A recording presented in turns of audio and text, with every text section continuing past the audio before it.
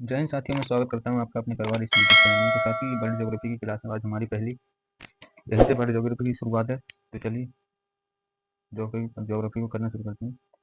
ये कह रहा है, सर्वप्रथम भूगोल शब्द का प्रयोग इरेटोस्थनीज, एक ग्रीक विद्वान 276 से 194 ईसा पूर्व ने किया।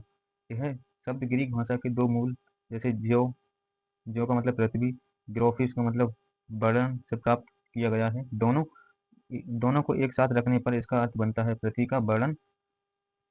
भूगोल के नामकरण एवं इस विषय को प्राथमिक स्तर पर व्यवस्थित स्वरूप प्रदान करने का श्रेय यूनान के निवासियों को जाता है। हिकेटियस ने अपनी पुस्तक जस पीरियोडस अर्थात पृथ्वी का वर्णन में सर्वप्रथम भौगोलिक तत्वों का क्रमबद्ध समावेश किया है। अध्ययन के लिए स्वतंत्र विषय के रूप में भूगोल को 19वीं शताब्दी में ही मान्यता मिली। 20वीं शताब्दी के आरंभ में भूगोल मनुष्य और पर्यावरण के पारस्परिक संबंधों के अध्ययन के रूप में विकसित हुआ। इसकी दो विचारधाराएं थीं। पहली विचारधारा थी संभववाद।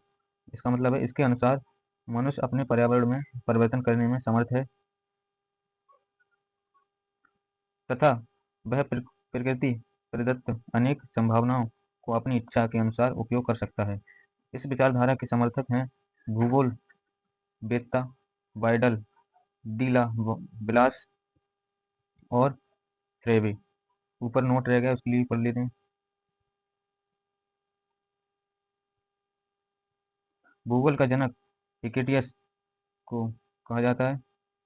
वर्तमान भूगोल जनक हैं अलेक्जेंडर वोन हम्बोल्ट। व्यवस्थित भूगोल का जनक इरेटोस्थनीज। चौथवा है भौतिक भूगोल का जनक पोलिडोनियो। पांचवा है संस्कृति भूगोल का जनक कार्ल ओ सावर। गणितीय भूगोल के संस्थापक थेल्स व एनेक्सीमीडर। सातवां है विश्व ग्लोब का निर्माता मार्टिन बेहम। आठवां है विश्व मानचित्र के निर्माणकर्ता अनेक्जी मेंडर। नवा है भौगोलिक विश्वकोश का रचनाकार स्ट्रैबो। चलिए, इसी का दूसरा पॉइंट था मेरे पर भाई, निश्चयवाद। इसके अनुसार मनुष्य के सारे काम पर्यावरण द्वारा निर्धारित होते हैं, अतः मनुष्य को स्वेच्छापूर्वक कुछ करने की स्वतंत्रता कम है। इस विचारधारा के प्रमुख समर्थक हैं भूगोलवेत्ता रीटर रेटलजेल, नवीन निश्चयवाद का संस्थापक एलन सैम्पुल और हटिंगटन। यहाँ से भूगोल की कुछ परिभाषा है। पहली परिभाषा है भूगोल एक ऐसा स्वतंत्र विषय है जिसका उद्देश्य लोगों को विश्व, आकाशीय पिंडों, स्थल, महासागरों, जीव जंतु, वनस्पति, फलों तथा भू धरातल के क्षेत्रों में देखी जाने वाली प्रत्येक अन्य वस्तु का ज्ञान प्राप्त होता है। इसे क्या कहते हैं? स्ट्रैबो। दूसरा पॉइंट है भूगोल पृथ्वी की झलक को स्वर्ग में देखने वाला अभ्या में विज्ञान है। कैलेडियस टोल्मी। तीसरा पॉइंट है इसका भूगोल वह विज्ञान है जिसमें पृथ्वी को स्वतंत्र ग्रह के रूप में मान्यता देते हुए उसके समस्त लक्षणों, घटनाओं एवं उसके अंतर संबंध का अध्ययन किया जाता है। ये किया जाता है कार्ल रीटर। चौथा पॉइंट है इसका भूगोल में पृथ्वी के उस भाग का अध्ययन किया जाता है जो मानव के रहने का स्थान है। चलिए, यहाँ से मेरे प्यारे भाई ब्रह्मांड की शुरुआत है। तो चलिए ब्रह्मांड के बारे में जानना शुरू करते हैं। अस्तित्वमान द्रव एवं ऊर्जा के सम्मिलित रूप को ब्रह्मांड कहते हैं। दूसरे शब्दों में सूक्ष्मतम अणुओं से लेकर महाकाय, आकाशगंगाओं या गैलेक्सीज तक के सम्मिलित स्वरूप को ब्रह्मांड कहा जाता है। ब्रह्मांड की उत्पत्ति से संबंधित प्रमुख सिद्धांत निम्न हैं। तो इसके ब्रह्मांड से संबंधित कुछ सिद्धांत हैं, तो उनको ही पढ़ लिया जाता है। पहला सिद्धांत है महाविस्फोटक सिद्धांत। इसके लिए अंग्रेजी में कहते हैं बिग बैंग थ्योरी, एब जॉर्ज लेमेंटेयर। दूसरा है साम्यावस्था या सतत सृष्टि सिद्धांत, या इसी को कहते हैं स्थिर अवस्था संकल्पना। इसी के बारे में कुछ और दिया है स्टेडी स्टेट थ्योरी, इसी के लिए कहा जाता है थॉमस गोल्ड एवं हरमन बॉडी। तीसरा सिद्धांत था दोलन सिद्धांत, दोलन डॉ एलन सडेजा। चौथा है स्फीति सिद्धांत, एलन गुथ। यहाँ से शुरुआत है। ब्रह्मांड की उत्पत्ति के संबंध में महाविस्फोटक सिद्धांत यानी कि बिग बैंग थ्योरी का सर्वाधिक मान्यता सिद्धांत है। इसका प्रतिपादन बेल्जियम के खगोलज्ञ एवं पादरी एब जॉर्ज लेमेंतियर ने किया था। बाद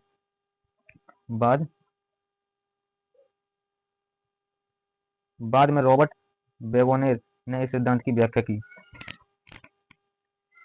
महाविस्फोटक सिद्धांत के अनुसार इनसे पहला इसका पॉइंट शुरू हुआ। आरंभ में वे सभी पदार्थ जिनसे ब्रह्मांड बना है अति छोटे गोलक एकाकी परमाणु के रूप में ही एक स्थान पर स्थित था, जिनका आयतन अत्यधिक सूक्ष्म एवं तापमान तथा घनत्व अनंत था। दूसरा पॉइंट है इसी से रिलेटेड। दूसरा पॉइंट, अत्यधिक संकेंद्रण के कारण बिंदु का एक आकस्मिक विस्फोट हुआ, जिसे महाविस्फोटक, ब्रह्मांडीय विस्फोटक या बिग बैंग कहा गया। इस अचानक विस्फोट से पदार्थों का बिखराव हुआ, जिससे सामान्य पदार्थ निर्मित हुए। इसके अलगाव के कारण काले पदार्थ बने, जिनके समूहन से अनेक ब्रह्मांडीय पिंडों का सृजन हुआ। वैज्ञानिकों का विश्वास है कि महाविस्फोटक यानी कि बिग बैंग की घटना आज से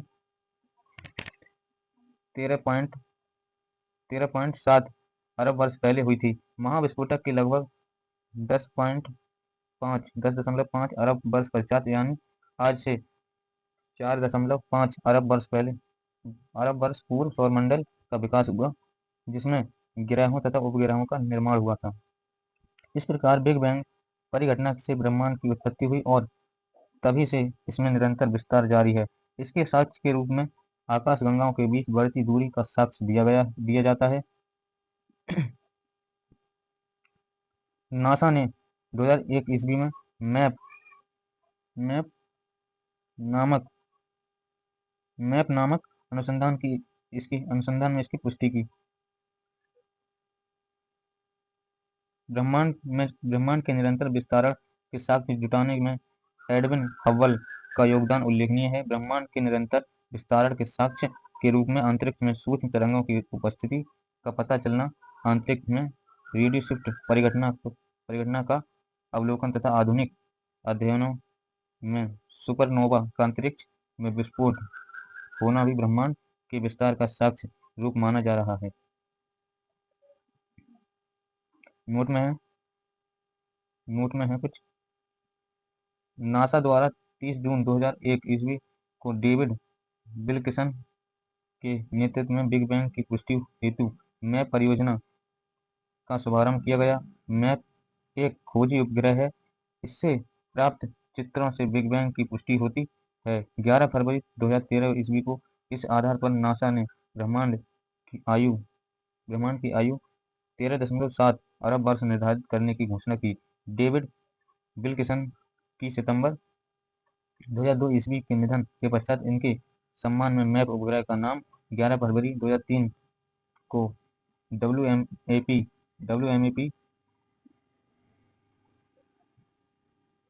रखा गया।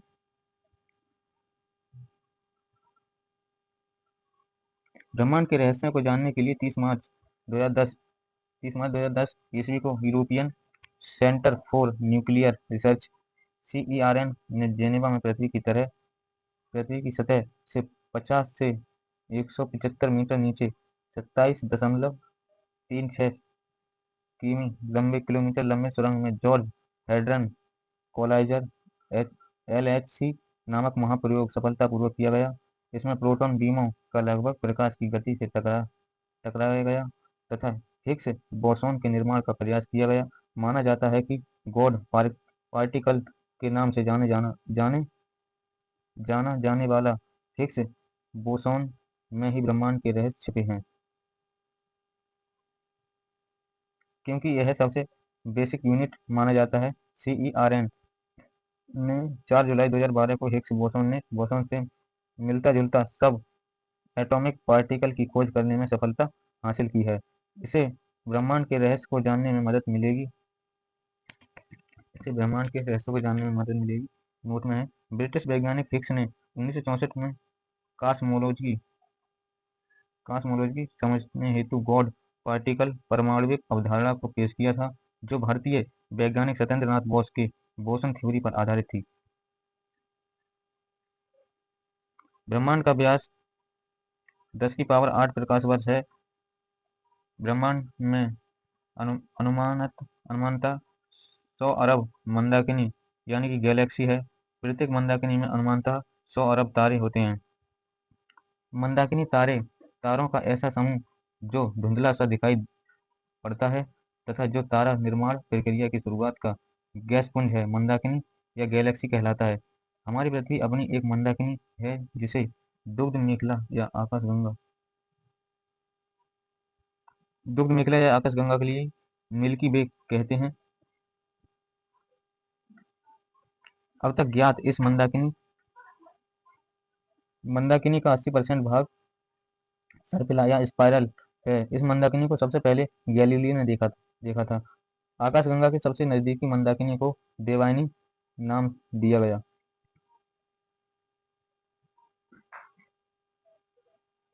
नवीनतम ज्ञात मंदाकिनी या गैलेक्सी है डूवार्फ मंदाकिनी निहारिका। यह एक ब्रह्मांडीय नर्सरी है जहां तारों का जन्म होता है। निहारिका में धूल और गैसों का बादल होता है। सभी तारों का जन्म निहारिका में होता है, सिर्फ कुछ दुर्लभ अवसरों को छोड़कर, जिसमें जो न्यूट्रॉन तारे एक श्याम वेबर बनाते हैं, वैसे भी न्यूट्रॉन तारे और श्याम वेबर मृत तारे माने जाते हैं। यहाँ पाए जाने वाले गैसों में हाइड्रोजन गैस, हीलियम गैस एवं अन्य आयनीकृत प्लाज्मा गैस होती है। निहारिका को दो अलग अलग कणों से बनती है। निहारिका दो अलग अलग कणों से बनती है, पहला ब्रह्मांड की उत्पत्ति और दूसरा किसी विस्फोटक तारे से बने सुपरनोवा से।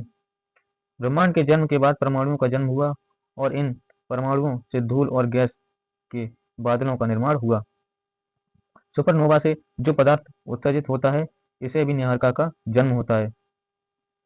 इसके उदाहरण हैं बेल और कर्क। निहारिका की उत्पत्ति ब्रह्मांड के जन्म और सुपरनोवा के मिश्रण से भी हो सकता है। यहाँ निहारिका के कुछ प्रकार हैं। पहला प्रकार है उत्सर्जन निहारिकाएं। ये क्या होती हैं तो चलिए जानते हैं। यह सबसे सुंदर और रंग बिरंगी होती है। ये बन रहे तारे से विकसित होती है। उदाहरण चील एवं झील निहारिका। दूसरा परिवर्तन है निहारिका परावर्तन निहारिकाएं। यह तारे के प्रकाश को परावर्तित करती है। ये तारे या तो निहारिका के अंदर होते हैं या पास में होते हैं। उदाहरण के लिए प्लाइडेस निहारिका। तीसरा है ये श्याम निहारिकाएं। ये अपने पीछे से आने वाले प्रकाश को एक दीवार की तरह रोक देती है। यही कारण है कि हम अपनी आकाशगंगा में बहुत कुछ दूर तक नहीं देख सकते। चौथा है ग्रही निहारिकाएं। इसका निर्माण उस वक्त होता है जब एक सामान्य तारा एक लाल दानव तारे में बदलकर अपनी बाहरी तह को उत्सर्जित कर देता है। इसी वजह से इनका आकार गोल होता है। ओरियन नेबुला हमारी आकाशगंगा में सबसे शीतल और चमकीले तारे का समूह है। तारों के बारे में विस्तृत जानकारी के लिए भौगोलिक अध्याय ब्रह्मांड देखें। भौतिक अध्याय ब्रह्मांड देखें। तो साथ ही वर्ल्ड ज्योग्राफी की पहले की क्लास थी, तो इस क्लास के लिए पूरा देखें ताकि इस क्लास के लिए आप अच्छे से जानकारी प्राप्त कर सकें। और साथ ही आप इस चैनल पर आप नए हैं तो इस चैनल के लिए सब्सक्राइब जरूर कर लीजिएगा और साथ में लाइक। Thank you. जय हिंद।